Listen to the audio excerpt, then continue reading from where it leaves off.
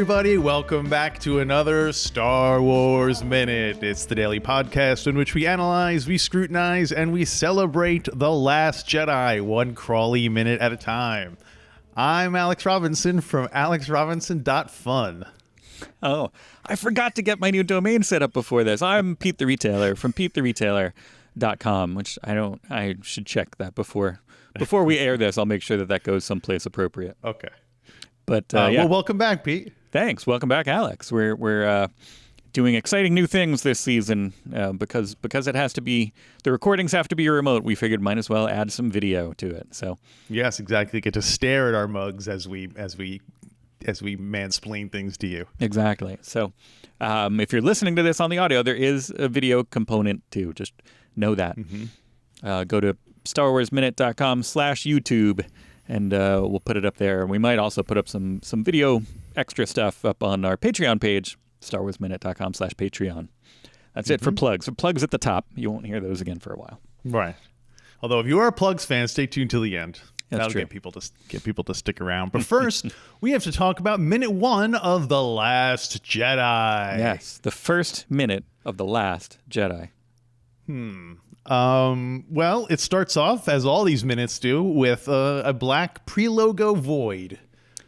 Yeah, symbolic of the emptiness that we all want to fill with Star Wars.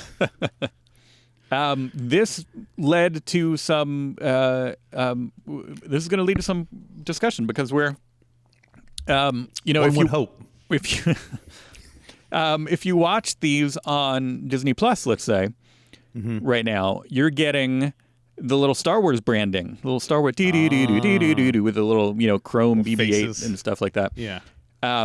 But we're doing these off the Blu-rays, so there isn't that. There might be that on future editions of the Blu-ray, but now this is going to offset. That's going to add a couple of seconds. That's going to break the minuting. The minutes won't match up to future versions unless that Star Wars thing is gone, which is interesting. This is odd. And, well, I guess we'll have to go back and do this season again. No. We haven't even finished minute 1 yet. I know. We got to start over. It was a period of Civil War. Well, anyway, the minute starts with a pre-logo void, and it ends a minute later with the crawl telling us that Leia is certain that Jedi Master Luke Skywalker blank. He will what? What'll he do? We don't know. The obvious answer is make Whoopi, but maybe not. He's a Jedi. Make Whoopi what? There's some interest in the things that the phraseology here.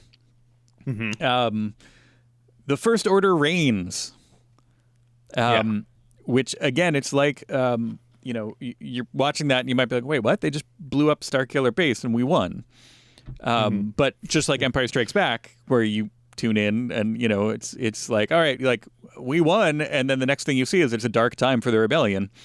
So here it's like, oh, we won. It's like, oh, the First Order reigns. It's like, turns out that I guess that didn't matter much.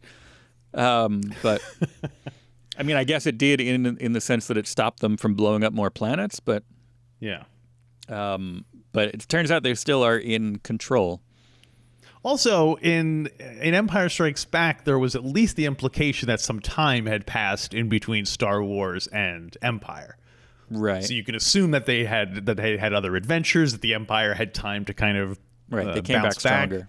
But this literally starts what seems to be seconds after the end of the last one. Right. You know what I mean? Which makes sense, because even if the rebels had blown up Yavin, even if the rebels blew up the Death Star, someone on the Death Star should have told someone else who wasn't on the Death Star, hey, the rebels are on Yavin 4, so if the Death Star gets blown up, make sure at least you get the rebels who are there. That's kind of like what... Right. At least in this case, they're still pursuing the rebels, even though Starkiller Base was blown up. Right. Well, maybe that'll be, Rogue One and 2 will be right after the end of Star Wars. We at this juncture, we've heard that they're making a new film called Rogue Squadron, which we don't know how that'll tie in with any of this. What time, as far as we know, we haven't heard what time frame it's set. it's my Obi-Wan legalese. Like, as far as we know, we don't seem to understand what time frame that's set in. Yeah. But yeah, that would be an interesting, like, make a movie, and maybe they cover some of that in the comics. Maybe they just tell the adventures of, like, as soon as they blow up the Death Star and everybody, they have a medal ceremony, and then it's like, oh wait, Star Destroyers, everybody got to run. That's kind of like this. It's a similar story. I think the Marvel Star Wars comics. I think the original Marvel Star Wars comics, or the no, not the original one, the new one, the new ones, the original new batch, not the Bad Batch. No, that's another thing that we don't know anything about. Yeah, so it is odd that the Last Order, the First Order, and the Last Order all reign. We never quite get a clear. I know we grumble about it a lot. At least I grumble about it a lot. That we never really get a sense of what the First Order. What do they stand for? What do they stand for? Like, what they blew up that planet? Is everyone now in the galaxy? Like, are there First Order troops everywhere? Like, what does that mean that they reign? And we never really find out. But what I mean, I guess it was they were. It seems like, from what we understand, but the fact that the resistance is not the rebellion, it's not the Republic, it's the resistance, and so. I think that the First Order maybe has more of a foothold politically. That they were trying to be in charge, but then the Republic was kind of keeping them down. But then they blew up the New Republic, and so now nobody's there to stop them, essentially, except for the Resistance, who were there working against them. Some of this. Has been revealed in books and stuff, and we won't. This is where people are yelling at us like, "Oh, if you read this tie-in novel, you would know." Although, actually, I want to point out that I'm through the course of I'm going to try to do it kind of along with what we're doing, but I'm going to try to skip ahead enough that I know what we're talking about beforehand. But I've got the novelization of Star Wars: The Last Jedi, New York Times bestseller by Jason Fry. The book, from what I understand, was probably a little bit different than the movie. They probably the book is different than the movie, and so I've got that. I'm going to try to. I'm going to have a reference to that maybe tomorrow's show. It'll be my first reference to it. But cool. They do, I think, explain some of the politics behind this. But we'll figure it out as we go along. And of course, what I was going to say, despite my grumbling, I am very aware that the original Star Wars trilogy, it's not like they were, other than the Senate was dissolved, we have no idea what was going on there either politically. It wasn't until, then once he did the prequels, he started filling in the blanks as to what was going on politically, and everyone got very, very angry at him for talking about trade routes. So I'm not necessarily saying it's a criticism of the sequels, because I can't very well take the sequels to task for something that the originals didn't do either, which is, fill in those blanks. Right. Yes. I'm glad you have decided not to do that, despite seems to be a trend of doing that, Yeah. But speaking of changes in the book being different than the movie, something else that I had initially planned on doing for this season, but I've not been able to because of current restrictions on going places and doing things. But hopefully, before the end of the season, I'll be able to go to the, apparently at the Academy Awards Library, not too far from here, there is a copy of the Last Jedi screenplay, which was submitted for consideration before filming began, I believe. And so it's like an earlier draft. There's no screenplay available for this anywhere, much like The Force Awakens. Like, the Disney movies don't have available screenplays. I think maybe that we did find one for The Force Awakens, but for Rogue One, rather, we definitely couldn't find one because they were kind of mixing and matching as they went along, and it would be interesting to see. I haven't been able to find a copy of the screenplay for this anywhere, and so I'm going to, as soon as I can, go try to find it and read it, and so hopefully before the end of the season I'll have some addenda. My preparation for this season was I started watching the DVD, not DVD extra, on Disney Plus. That they have the extras that come with the movie. There's a lot of deleted scenes for this movie. And they have the deleted scene and then a deleted scene with commentary, I guess, explaining why it was cut and so on. And there's also a 1.5-hour documentary called The Director and the Jedi. Yeah. And so I started watching that a bit because, I figured to have some behind-the-scenes stuff. And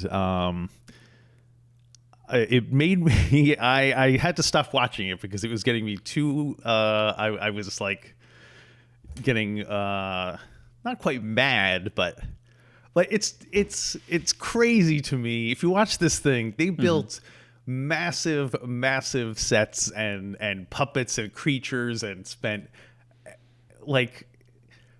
It seems almost like a hubris type thing where they're just like, yeah, I don't care, we'll build this whole thing for one day and then we'll just tear it all down tomorrow. It seemed like you probably could have made 20 New Hopes for the price of The Last Jedi. Yeah, I wonder what the budget comparison is. I mean, granted, it won't be a 1-to-1 because of... But even if you adjust it for inflation. Yeah, I see. And I know as a consumer, it doesn't cost me any extra to go see an expensive movie, so it really shouldn't care. But I just, for some reason, I was just like, it was like watching like rich people throw food on the ground and stuff. I'm just like, even though I'm not hungry, it's still like, ugh, it's just like. But incredible. The craftsmanship on this stuff is a positive spin on it. The fact that they put that much effort into it is really amazing. I guess what also drives me crazy about it is that these technicians spend all this time making sure the puppet can wink and do all subtle little eyebrow things, and then it's something you see for 2 seconds as it pans by in the casino. You know what I mean? Why? What? But again, not really a problem. It's not like it's. I mean, it's funny because we'll complain either way, because like what I remember talking about the Dawn Post, cantina masks. Yeah. They just got off the shelf masks for most of the extras in the Phantom Menace, and being like that's kind of uninspired. And yet here they went kind of like the other direction, where it's just kind of like, it's fully articulated, and it took like 6 weeks to make this guy who's just going to walk by in the background and doesn't even have any dialogue. And I'm like, yes. I mean, I guess I'd rather them go this way, but it does seem over the top. Star Wars, original recipe Star Wars was made for $11 million. And the budget, there's no firm number on this, it seems. Mm-hmm. But it's the estimated budget for Star Wars The Last Jedi is $200 to $317 million. Wow. So you could make about 20 New Hopes for this. Although that's not adjusted for inflation. It's not adjusted, no. So right, okay. Still 10. Yeah. Well, it's going to be 9 when the whole thing is done. But I have a bunch of like. Here's a question I have for you. This is episode 8. It says in the opening crawl, and what is the highest number Roman numeral movie that they have? Have you ever seen one? Like, was there a Friday the 13th, part 13? That seems like it would be an obvious one, but... I know... Well, we can go by the Super Bowl. It uses Roman numerals every year. Except for...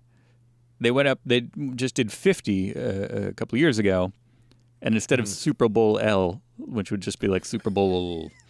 They made a big deal out of using, Arabic numeral 50 in big letters. Then they went back, and then so they had that Super Bowl LI immediately after that. So I think the Super Bowl, do they still do motion picture copyrights in Roman numerals? Like that was always the thing I remember, like copyright MCM, LXIV, whatever.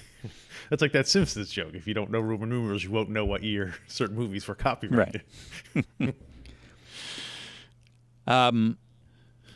Yeah, I know. it'll be interesting to see. I'm assuming that they won't, for a while, go back and make.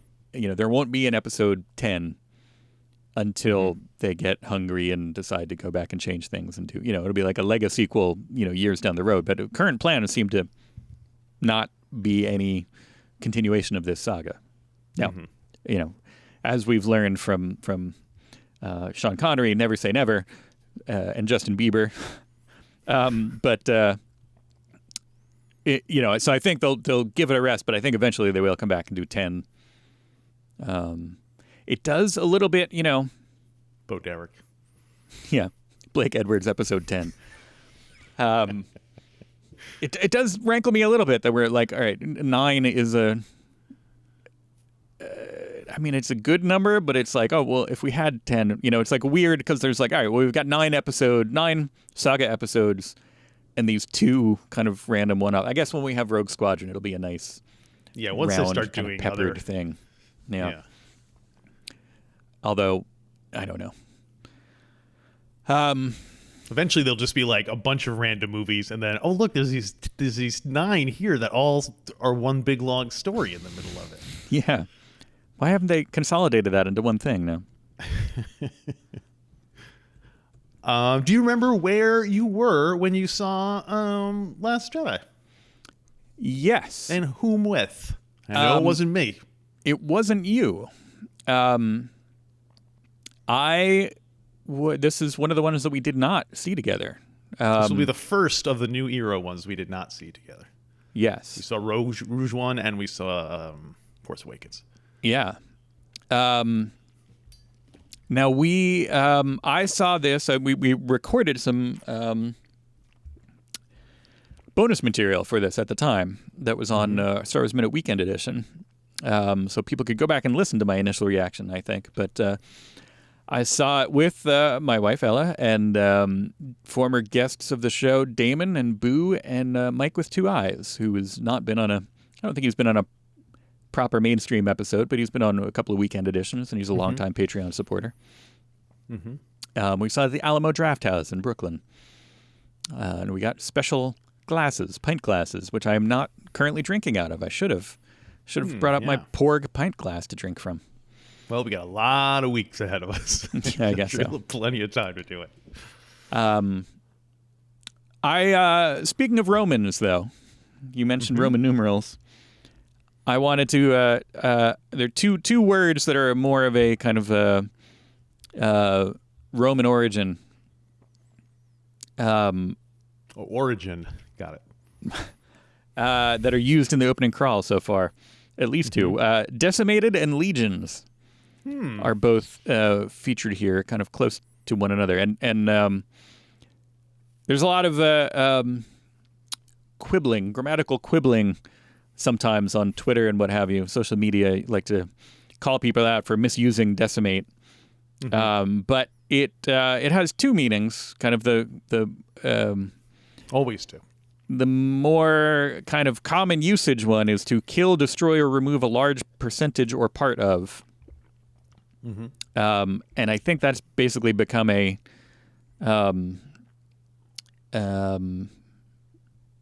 that's I think the standard. It's become kind of the new usage, accepted usage of it. But originally, it comes from it was a Roman form of Roman military discipline in which every 10th man in a group was executed by members of his cohort, which was, of course, to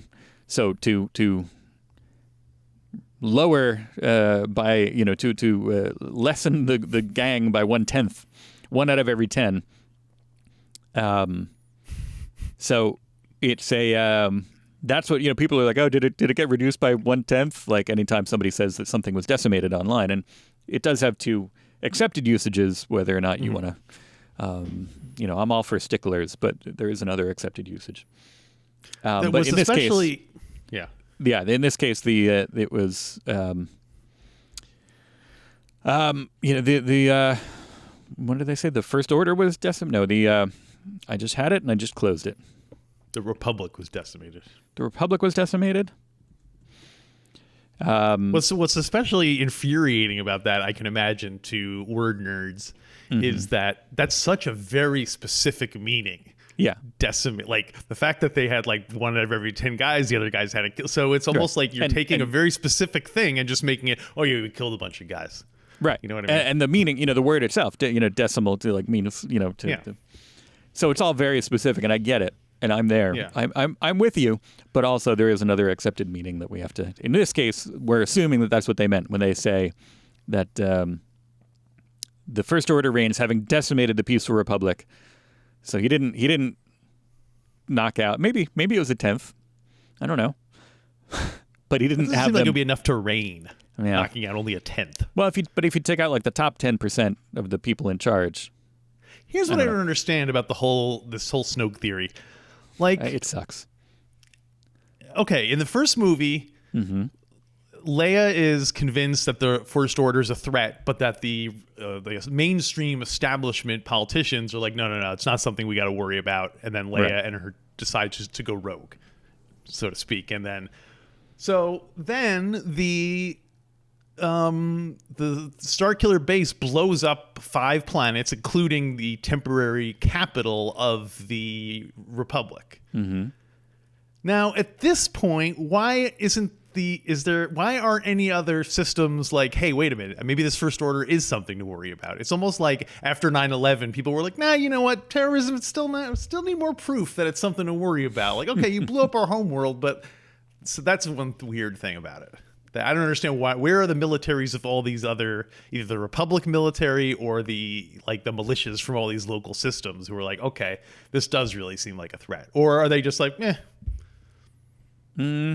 Yeah, it seems like,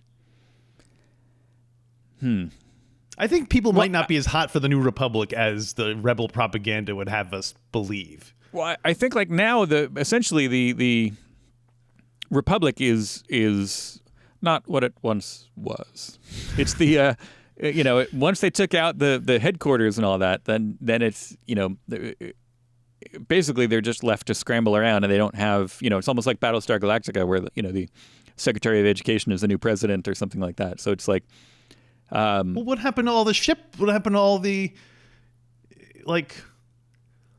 in the first part, Leia was warning them, oh, there's the First Order here. Now, presumably they had equipment and ships and military that she was petitioning them to use so that they would help fight the They were First all Order. Parked on Hosnian Prime. They were all happened to be.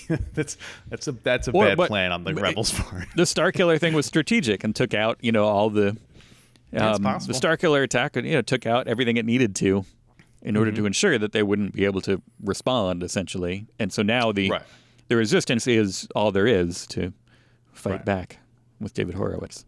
I'm sure eventually we're going to find out that the military was going to go in after Starkiller Base was blown up, but somehow they got orders from a mysterious upper person telling them not to go. So who knows? Evil is everywhere. Well, the other Roman word that I wanted to talk about, I wanted to use my Legion background in Latin, is legion. Yeah. The Supreme Leader, so this is the same sentence. Having decimated the peaceful republic, Supreme Leader Snoke now deploys his merciless legions to seize military control of the galaxy. And a legion is a unit of 3,000 to 6,000 men in the ancient Roman army, or just now, modern definition is like, a lot. It's like a vast host, multitude, or number of people or things. So if someone came to you and said, our legion was decimated, you'd be like, you lost X Men. Yeah. You'd like, wait a minute, let's see. Do the math. 2,700 people you have left? Okay. Yeah. Interesting, things to quibble perhaps, but I like the use of kind of two, evoking two kind of ancient Roman word, using those two words to kind of evoke the kind of empirical bent of the First Order is, I think that's sound. I think that's good. It's sound if you read it aloud. It's text right now, but but it's a good way. This we're only partway through it, maybe we could talk about it tomorrow, but I was going to say that we can compare the crawl kind of to some of Crawl's past. Maybe we should save that for tomorrow once we finish the crawl. Mm-hmm. Yeah, the last thing I had was that apparently the working title, not the working title, but the title they used to throw off nosy people who were trying to figure out the movie. It was called Space Bear. Oh yeah, Space Bear. So, which I think would be a great movie to see. Sure. So we'll see. There was a play. There was a theatrical performance by a theater group called Collapsing Horse, of which the most, probably to the outside world, the most prominent member is, I've forgotten his name, but the young man who played Joffrey, King Joffrey in Game of Thrones. He was a member of this, and but it's his theater group, and I saw them do a really fun kind of theatrical performance. It was like part puppet show and part not, and I think I don't know, comedical and fun. Comedical? But that was called Bears in Space. So recommend if somehow you get to see that anywhere. I don't think there's a video of it anywhere. But lives on in the imagination. So theater recommendation. All right. Well, we're just getting started here at The Last Jedi, so we'll wrap up minute 1. Pete, do you think you come back tomorrow? I think so. I'm a little out of the loop, out of practice, rusty. I can't even think of the words that I want. That's how rusty I am. But I think I can make a habit of this. What do we got? Like, what are we doing? Like 20, 30 of these, maybe something like that. I can more than that, can it? Yeah. So while we're getting ready to do that, let's talk about social media, everybody. You can follow the show at Star Wars Minute on Twitter, and you can follow us individually. I'm at ARobTwit. I'm Pete at Pete the Retailer. At Pete the Retailer. Simple enough. We're on Instagram at The Star Wars Minute. We also did a show called The Mandalorian, which we just wrapped up. Well, wrapped up back in awful 2020. So if you want to hear our theories about Season 2... then Grogu do that, The Mandalorian. And, of course, we have our Patreon, StarWarsMinute.com/Patreon, where you can get as many as 2 bonus episodes every single week. It's true. And so check that out, and it would really help us out here at the show. Also wanted to point out episodes of The Mandalorian, Season 2 of The Mandalorian, plus this very episode and potentially all future episodes of this season, we're going to try to put up on YouTube at StarWarsMinute.com/YouTube. So go look at us, be weird. You're saying go look at us, be weird? Yeah, that too. Oh, okay. Watch us be weird and go look at us, be weird. On the next Star Wars Minute. Now that we're doing this video, there's no reason these shouldn't be in sync.